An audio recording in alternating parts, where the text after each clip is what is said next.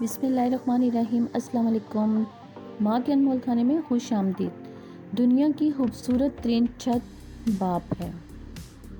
हाजमा फक्की बनाने की रेसिपी शेयर करने जा रही हूँ। ये वो फक्की है जो तकरीबन 30 साल से हमारे घरों में बनती आ रही है। इसके लिए अनारदाना 2 टेबल स्पून मुझे चाहिए, साबुत धनिया 2 टेबल स्पून, सौंफ 2 टेबल स्पून, अजवाइन 1 टेबल स्पून इस्तेमाल होगी। यहाँ पर सूखा पुदीना है, ये बाज़ार से आराम से मिल जाता है। अगर ना मिले तो घर पर ताज़ा पुदीना आप लाकर उसे भी खुश कर सकते हैं। यहाँ पर साबुत धनिया,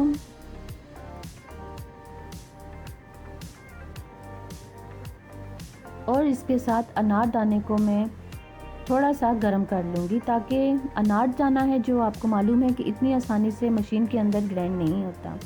लेकिन अगर आप इसे थोड़ा सा हल्का सा गर्म कर लेंगी, ज़्यादा नहीं करना कि ये जल ना जाए, वरना आपकी फक्की से जलने की स्मेल आएगी। हल्का सा आपने इसको फ्राई करना है, दोनों अज्जा को।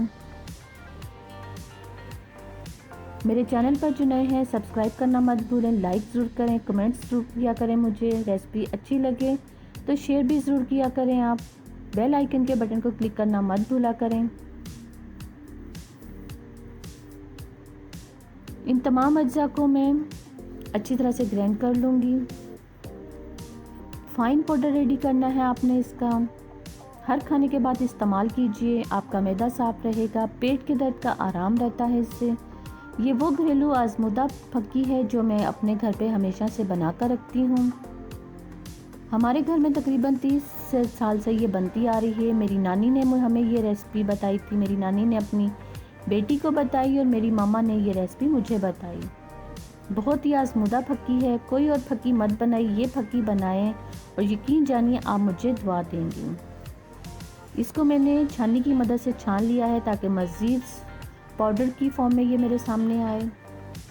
इस फक्की को आप ज़रूर घर पर बनाइएगा। पेट ख़राब हो, पेट में दर्द हो, खाने के बाद 1 टेबल स्पून आप नीम गर्म पानी के साथ भी इस्तेमाल कर सकते हैं, नहीं तो आप सादे पानी के साथ इस्तेमाल कीजिए।